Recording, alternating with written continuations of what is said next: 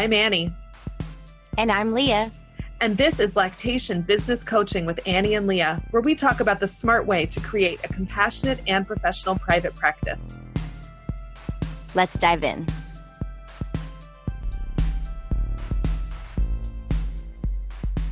Hi there. Welcome to our bonus episode. This bonus episode is actually one of the first deeper dives that Anna and I did together. We're delighted to share it with you. Enjoy. Thank you for joining this deeper dive into imposter syndrome.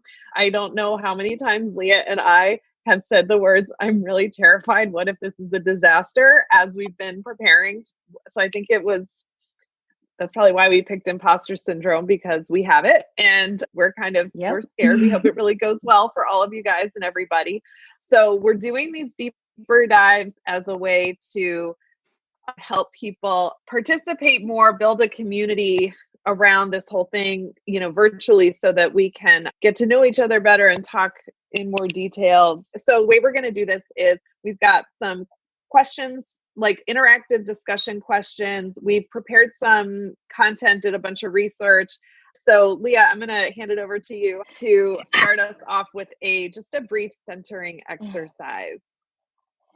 So you came here to spend this time because you are important and you're trying to do something really valuable for yourself. So I just wanted to give us a few minutes to think about your environment around you right now. Are there any distractions that you could remove? If you want to turn off your phone or the notifications, just give yourself a minute to think through, is there anything that's going to be dinging and distracting you in this time that we have together? And then just collectively, I thought we could just, bring ourselves more present, just taking everybody a few just nice deep breaths. Let's just do 3 just nice deep, we're coming to this moment together breaths. So let's just breathe in deep. And sometimes it's really nice to do a sigh with that. Just brings you really low into your body. One more time. Good. And let's just do one last time. Okay, we're all here. Everybody's present and ready to honor yourself. Obviously, if you're here, you might have thought, gee, I want to know something more about this imposter syndrome. Or maybe you've heard about it and feel like, yeah, I'm pretty sure I'm a fraud in some of my aspects of the work that I'm doing. In our research, Annie and I had found this just fantastic book that we'll be referring to quite a bit.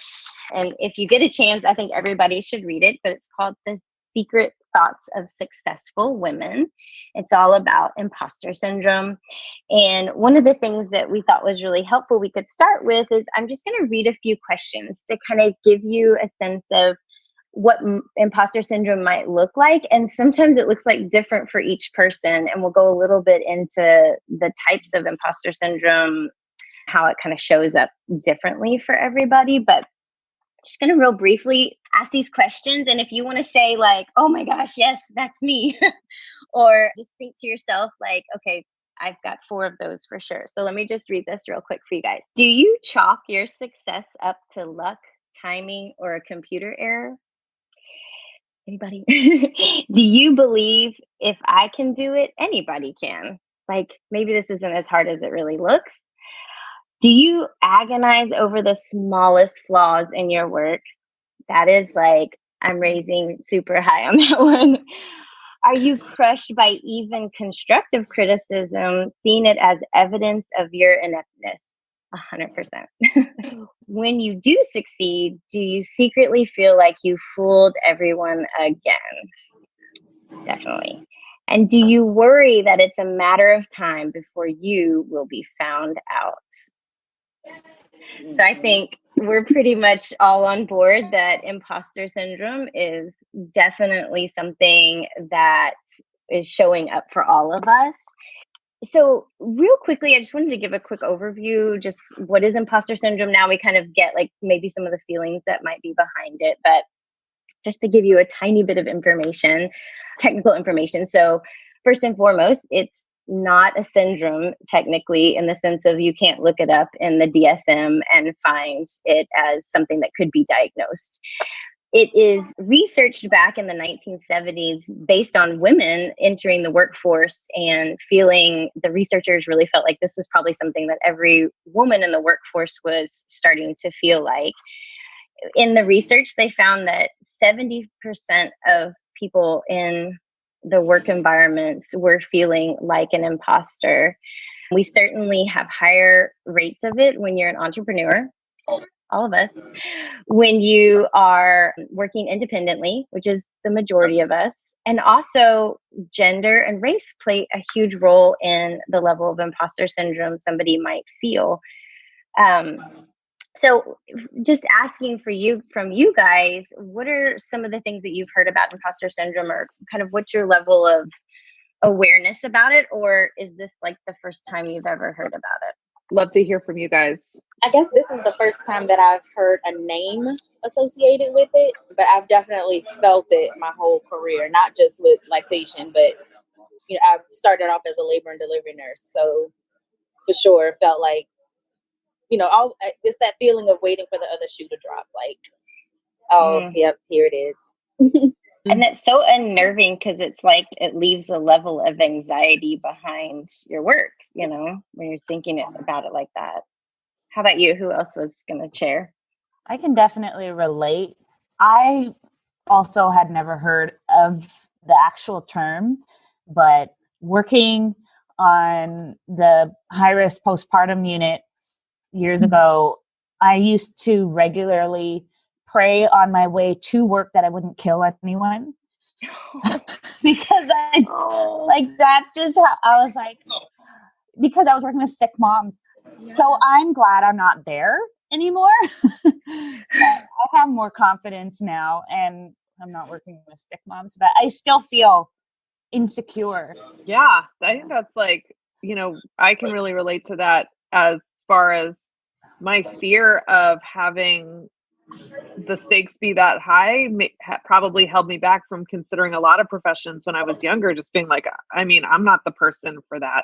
But, is that, real or not? It's definitely, people who do take that make that choice, career choice, like Lynette and Courtney have done, to work in professions where, you are working with sick people and the stakes are high, like that. There's not so much like that the risks of making a mistake are so high, but we're wondering, like, some of this research is showing that does that feeling affect women more than men? And there's this great quote in the book where she's quoting another author from an article that was written in 1992. And she says, men try not to get bogged down by petty considerations such as, do I know anything about this subject?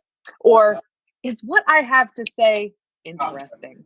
They take a broad view of questions, treating them less as requests for specific pieces of information than as invitations to expand on some theories, air a few prejudices, and tell a couple of jokes.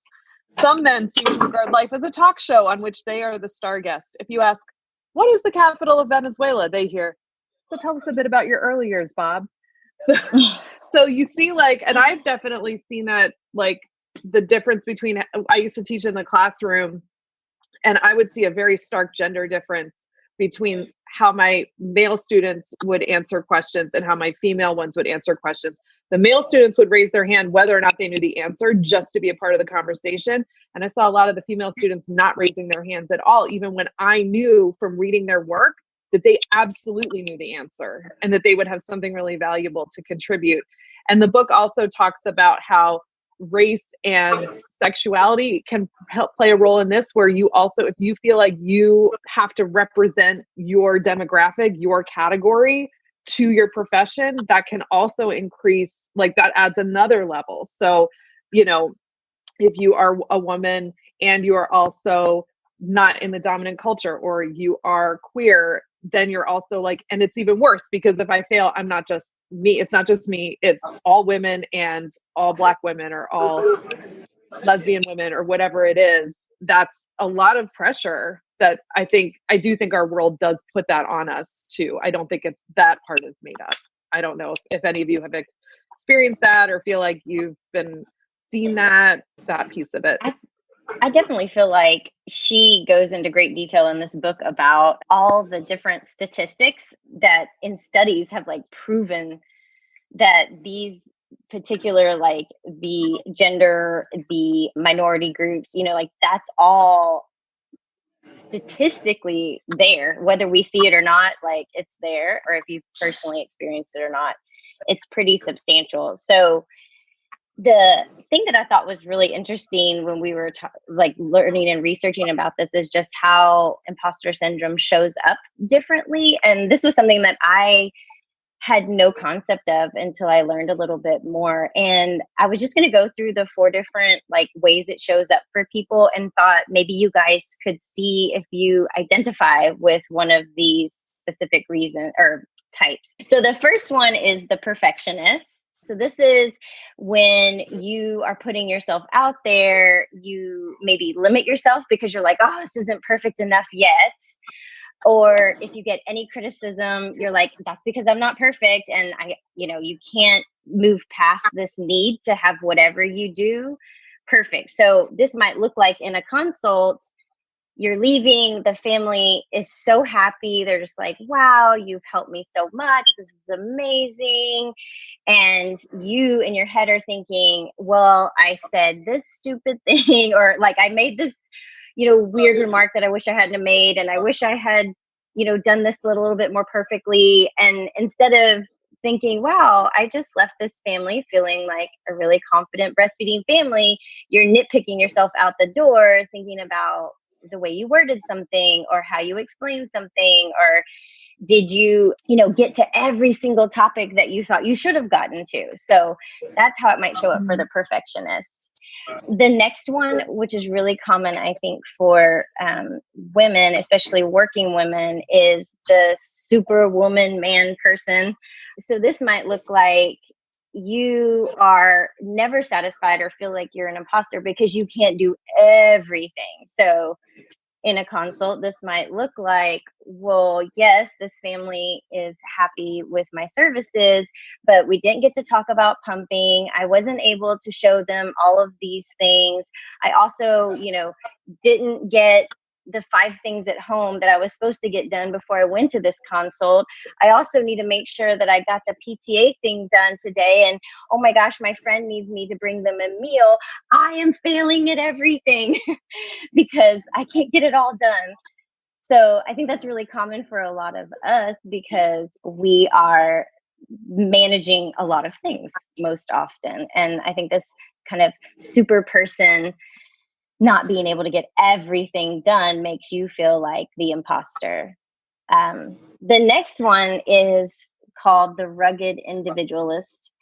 And so this is similar to that kind of super person, but thinking about yourself like if you had to ask for help, that would mean you were a fraud. So this thought that you really should be able to do all of it. So you don't need a bookkeeper. You don't need anybody helping you with social media.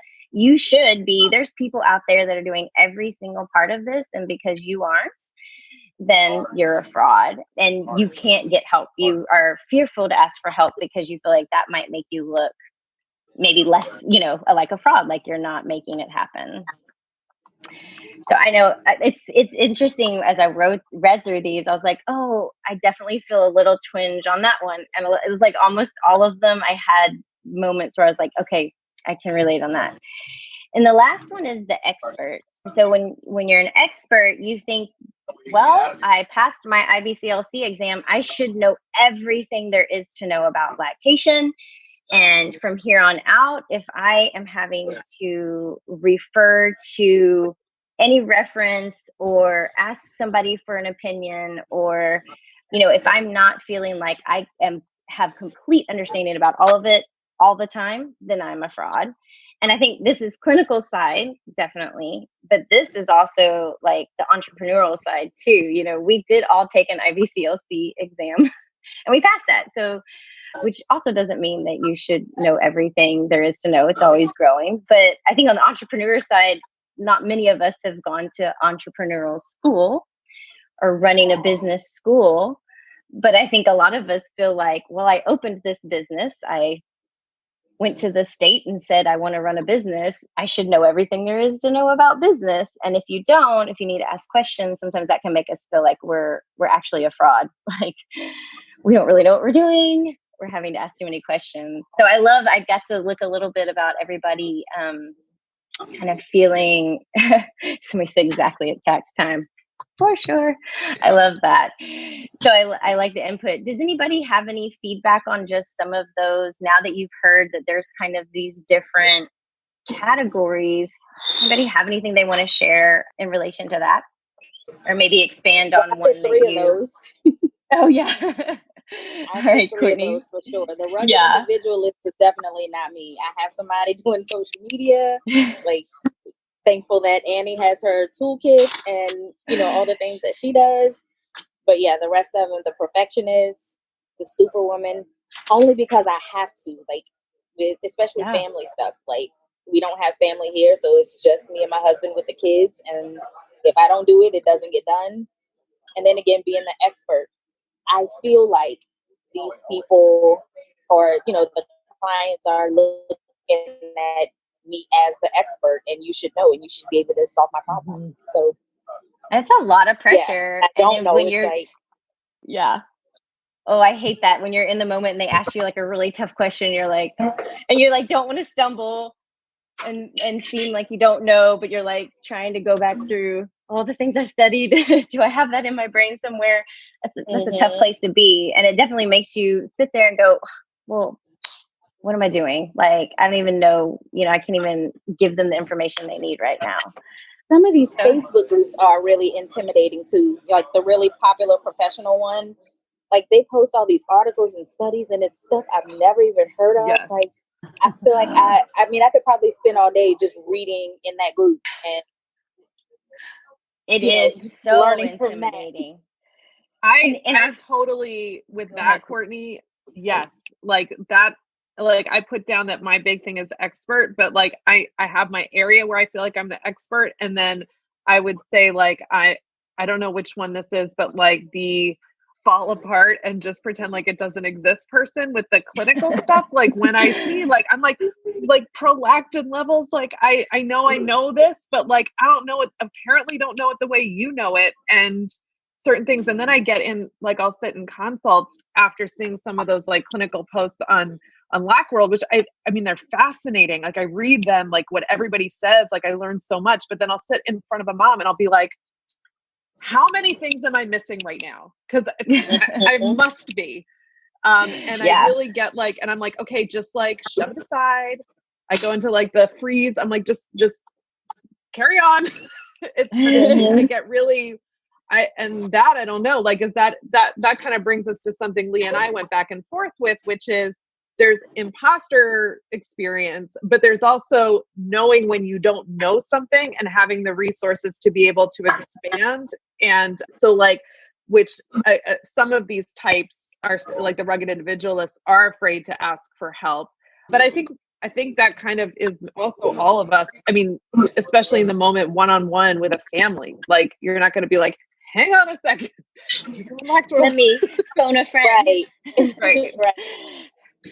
I wonder how much of that, we put on ourselves though, because I had a family recently that I was working with, and it was a really, really tough case. And I haven't been in IBCLC that long. So it was like kind of baptism by fire, it felt like. And the mom has been so appreciative of the fact that I have been willing to say when I don't know something and say, I don't know what the best, resource is for that, but let me research it. Let me talk to other people who are in the profession. Let me reach out to some other experts that I know and get back to you, because she feels like she's gotten the runaround. I think so many other places where so many other healthcare professionals have been unwilling to say, we really don't know why this is happening with your child. And she has told me over and over again, she's like, I trust you because you tell me the truth. You tell me things that you know, and you tell me things that you think I should consider, but you also tell me when you don't know something. And that's been really like powerful for me to hear that feedback specifically from a family. Yeah. And I know that, like when I taught nursing school, I told my students that all the time. If you don't know, just say you don't know. You sound crazy rambling and talking in circles. Like, I know that, but it pains me that I don't know. I know. I want to know too. And I think there's a lot of pressure for us, with the way a lot of the care that we give is set up. It's kind of putting us in these more vulnerable situations because, a lot of times it's set up that we're going to come in 1-2 hour visit, fix all your problems for the entire length of your breastfeeding journey. And we're going to do it masterfully and concisely. And with your sleep deprived brain, you're going to know everything you need to know before I leave the house, and that's like impossible. And I don't think there was any other profession that kind of has that level of expectation put on them. I'm like, even when you go to the doctor, you might have an earache and they're like, well, let's try antibiotics and see if it clears up. If not, I'll refer you over to an ENT. And that sounds like great. Sounds good to me. Well, maybe not great, but anyway, you know what I mean? But for us, it's like, no, we have to figure everything out at one shot, get all the referrals made, because this might be the only visit you have with this family, especially in some areas, where there's financial constraint for multiple visits or insurance isn't covering it.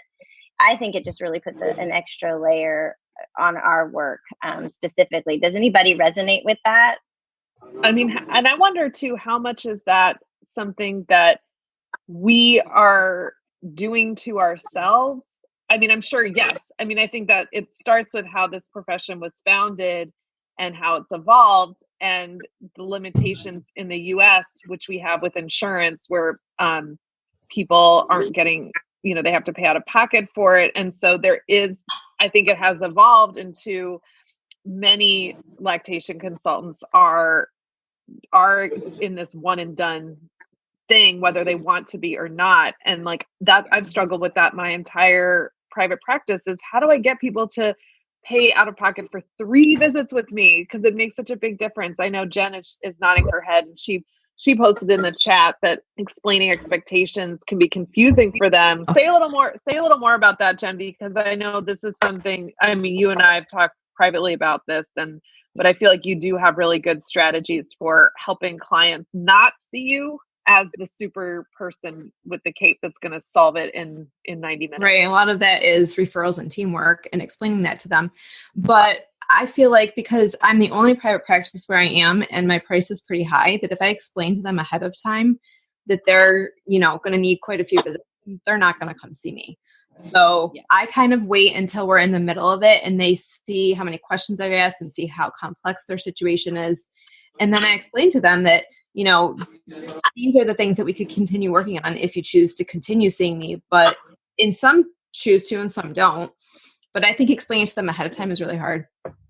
I agree. I've had that same experience. And I do the same thing like you mid-consult. I really try to start to bring in this kind of stair step approach. Like, I think it would be best if, we concentrate our efforts on this one area for a week, and then we plan a check-in so that we can build on what you've learned. I definitely don't want to overwhelm you today. That might be a nice way to segue into this need for our profession to kind of look a little differently in the way that we give our care, so that we don't get left with these really big feelings that feel like this imposter syndrome or this fraud, because we can't really live up to the expectations that a lot of families hold for us. So you know what else is so interesting about that? Please. When you were saying that, I couldn't help but think that, like, not only is that good for us as practitioners, but that's also really important for our families to hear that they need to set realistic expectations for themselves, and that they can work maybe on one piece at a time, because I feel like sometimes we try to throw so much at them all at one time that it's overwhelming to them and to us. I absolutely agree. Totally. And I definitely, especially in the early years of my practice, I really was just being like, okay, I'm going to tell you everything, and I'm not going to leave here till I explain how starting solids works, so your 4-day-old will be ready. And that is, and I mean, I still have that tendency now. Like they'll, I'll be putting my shoes on and they'll be like, "Can I just ask you one more question?" It's about like something months away, and I'm like, "Well, I'm here. I don't want you to hate me if I don't answer your question." Right. And I think that like for me, and maybe for others of you, it's the imposter syndrome.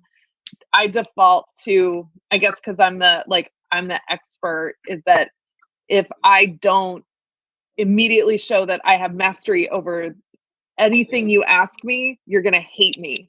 And then you're not going to do anything that I recommended because I've completely lost credibility with you. And then you're not going to achieve your breastfeeding goals, and it's going to be 100% my fault. So why am I even here? And so I'm like, so I better make sure I prove my value. And it's like not even about the money anymore, but it's about like, I just have to make you like me and believe me. But I think that goes into what Leah and I were researching in the book about how this imposter experience holds you back. So like that would be an example of one of the first ones that we found, which was this limiting belief. So like you have a limiting belief where you think I'm only this certain way. It's also called a fixed mindset. And if I'm always like, if I don't live up, they're going to hate me. That is a limiting belief because it doesn't allow me to follow what Jen is saying and what others are saying, that if I am upfront with them and say, we're not going to do all of this right now because we can't, like, it's not, I can't do it for you as a clinician. It's not healthy for you as a mom, family to try to do all this at once. Then that moves me into this potential area where we could have better breastfeeding outcomes because we're looking over time and not just like, I better make you love me before I leave. Absolutely. So interesting. Yeah. I think one of the things is that just having experience some of this helps so much, because I can remember when I started and there was so many of these feelings I had. And then as the years have gone by and I've worked through a lot of these things, and honestly, a lot of it was in therapy because it's so many feelings of not being good enough. And I think we all experience a lot of that in a lot of different areas. But when you apply it to your business and your career and something you're so passionate about, it's really an evolution, and it's not something that it's just going to change overnight. And it's something you have to work on. Annie's seen years of me like raising my price and like really having to justify it. And I'm pretty high for my area right now. And I still feel like, well, I've got to give them their money's worth. But I also feel like I really do, even if I don't give them every single thing in the moment. And it took a long, long time for me to get there. So for all of you guys that are a little bit more new at this, like, it takes time, and that's okay. And it's super awesome that you're learning to pay attention to these things now, because I think if somebody had told me about this, I'd probably been more in kind of I hate to say self-help, but just like more personal awareness of like, how is my mindset affecting my life? That kind of thing for the last like 2 or 3 years. And, in that, I think, God, all the years that I spent kind of torturing myself could have been resolved or like I left behind so much sooner than if I had had this information ahead of time. So I think it's so great that we're getting to share and kind of help shape the journey that you might have if you're newer in on this theme.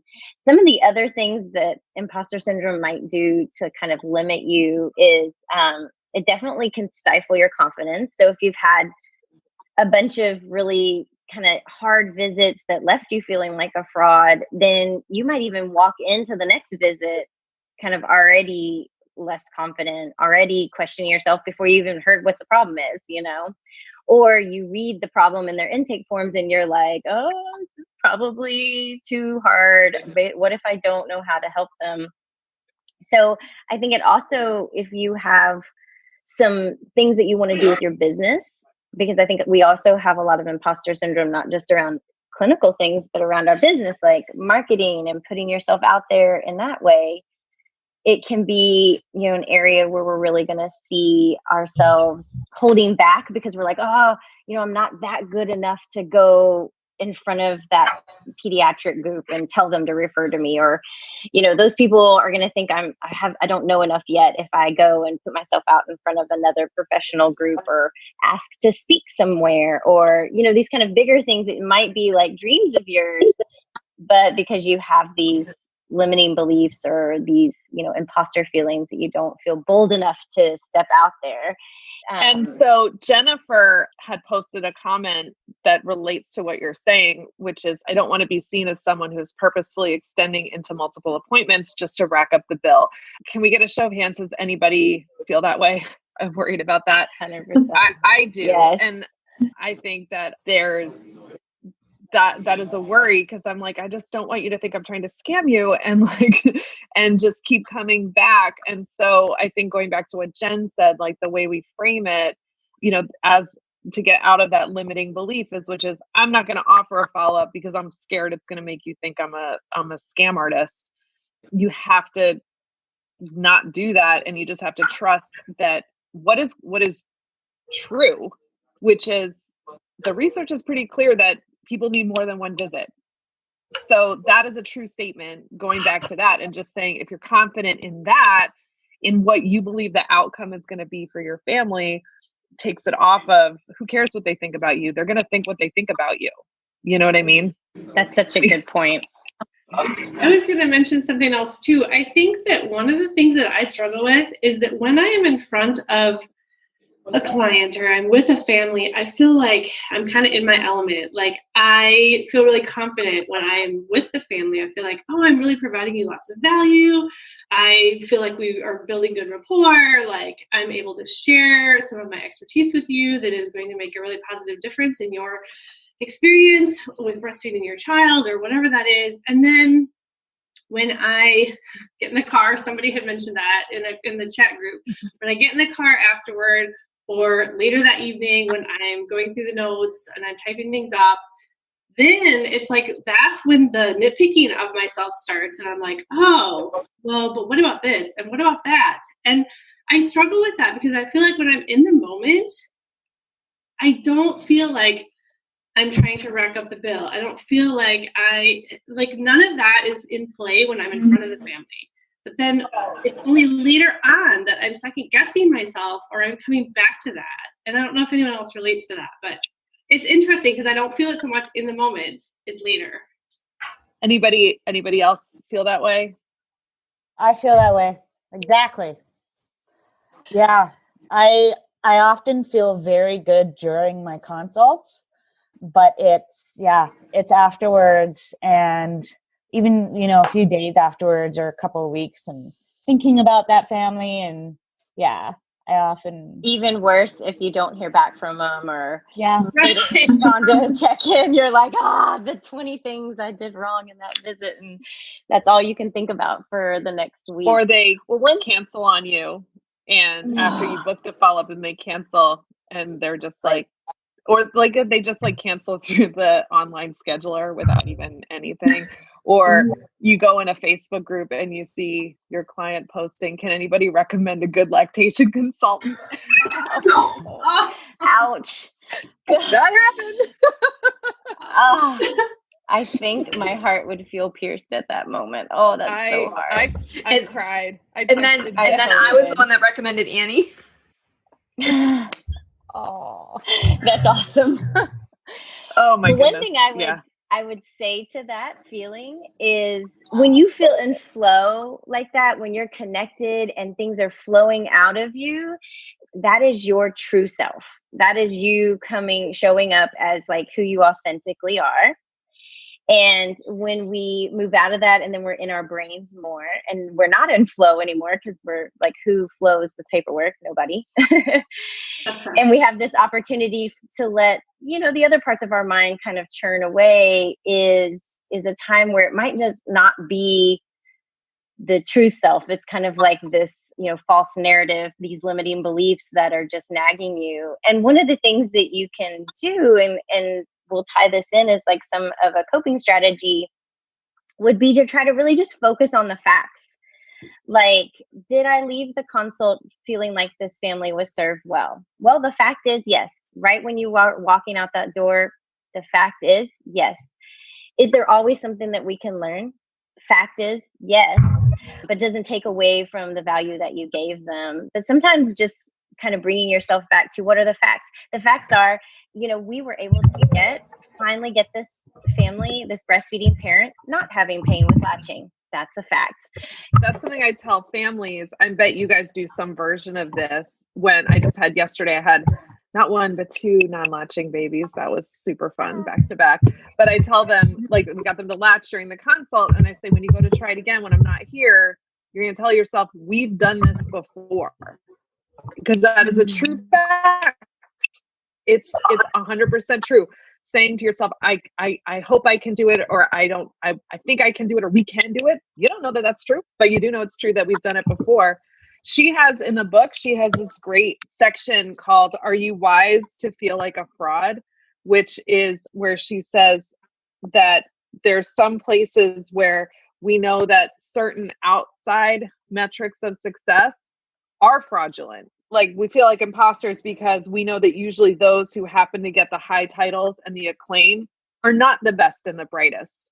And that, I think we can shift that to what we're talking about here with like how our clients experience our care, which is we know that there is a gap between like we leave and how they implement what they do and how they feel about their breastfeeding journey is often separate from the kind of care they receive. So like we give them a care plan and they decide to listen to their sleep training pediatrician and end up not breastfeeding. We can't do anything about that, but we know that it might get blamed on us. You know what I mean? So being able to identify those places where our feelings have more to do with what society is like versus what's actually happening clinically can be helpful. I definitely agree with that. And I think also one of the other points that I was going to share, I think you can look at these moments when you're kind of diving into like, oh, what about this? What about that? Or why didn't they call back? Is like, is there anything that I could learn from this? Being what you answer those nagging thoughts in your head, instead of going, oh, I'm so stupid. Like, why did I not do that? I can't believe, like, I don't even know why I'm doing this job anymore. Instead of going down that gravy train of thoughts, stop and say, is there anything that I could learn from this? And maybe it is. Maybe you're reflecting and you're thinking, I feel like I should have spent more time on, this aspect. I feel like I could have had more value now in reflection. And it's like, okay, learn from that. Think about in that moment some action step you could do, like, oh, I think I'm going to add a new section on my visit record that would prompt me to do that thing that I think maybe I didn't do so good in that visit, and take an action for improvement versus just dwelling in the negative thoughts. And I'm saying this for myself too, because I do this all the time as well. Do any of you have examples of an action step like that?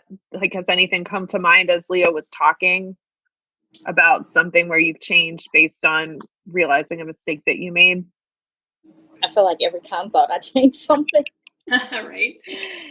Hey, you're going to be like honed into like the most masterful IBCLC by doing that, by like learning from and then taking action. Like, that's the thing. I had one, this mom had a non-latching baby, and I had just come from ILCA learning all about finger feeding and all these alternative feedings.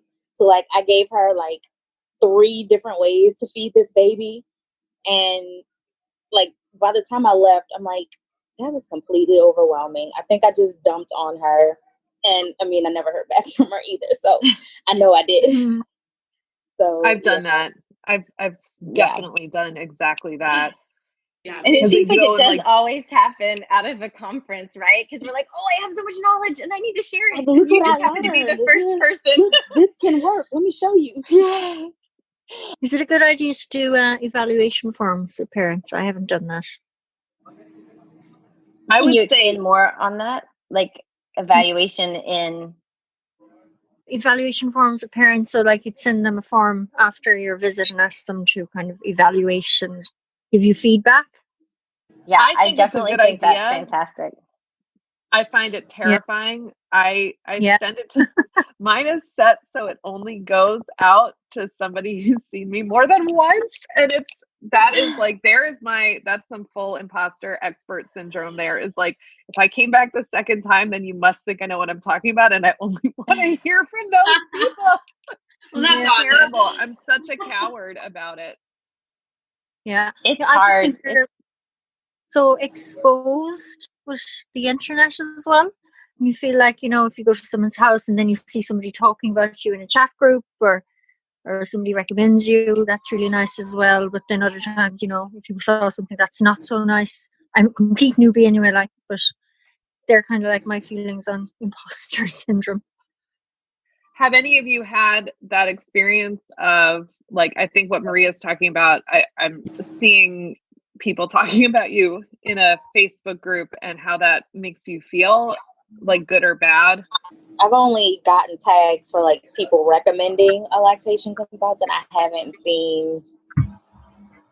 Then again, I mean, between the professional groups, I have very little time for mom groups, so I don't know. Such a good point. I agree with you, Courtney. I try to stay away from the mom groups actually as much as I can, because I feel like if I see something positive, like, does it stroke my ego and build me up? Well, sure.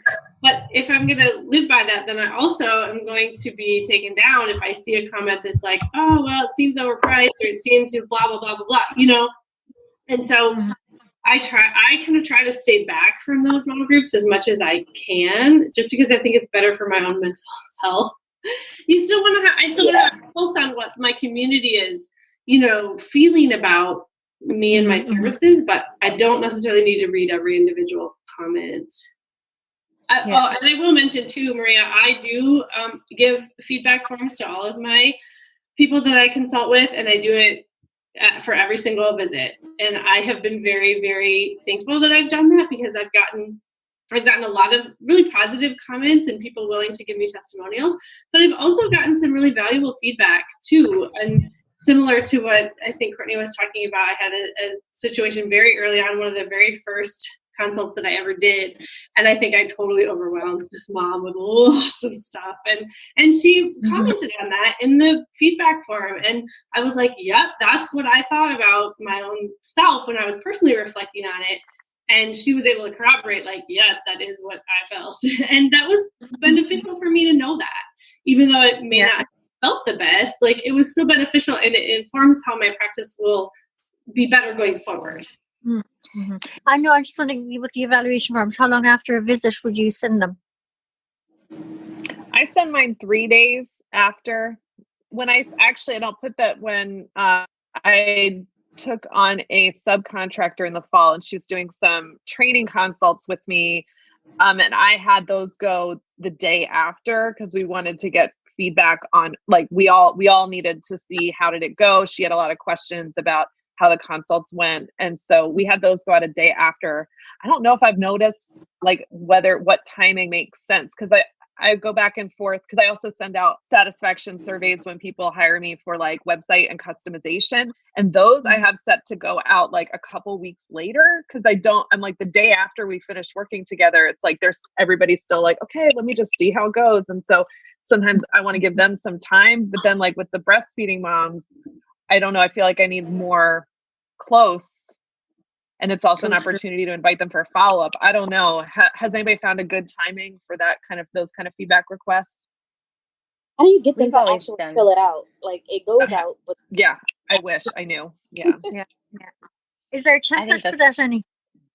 Yeah, I do have that in the toolkit. There's a G Suite template and Office 365. And then if you use intake forms, there's one as part of my intake forms package. So if you need those. I have those. Yeah. Cool. Yeah, thanks. you can email me if you're missing anything. Here's to piggyback on that. So getting feedbacks from clients is one thing. And I love what Jennifer said about staying out of the mom groups. That was a big lesson I learned, because it is like the ones when they say, I do not recommend Annie Frisbee. She didn't help me, and she didn't help my neighbor either.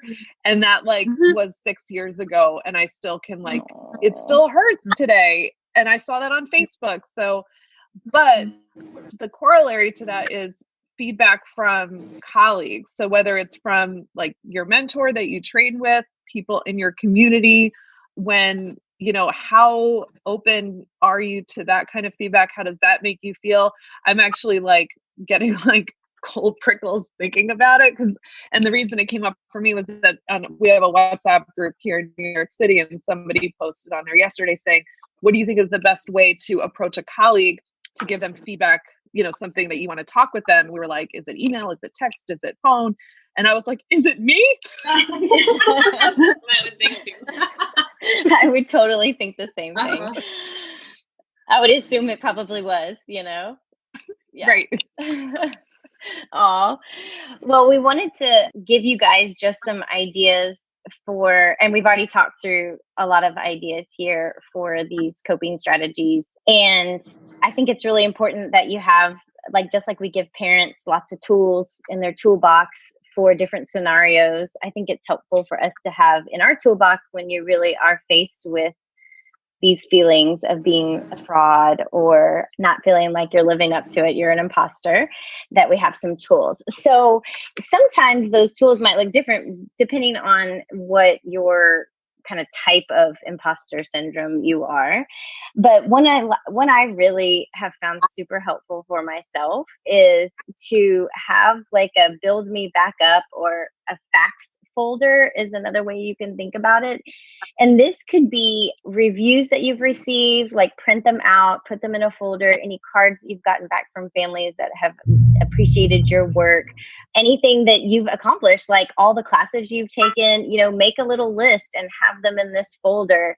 And when you're in that moment of oh my gosh, I totally don't know what I'm doing, I'm quitting, this is it, I'm done.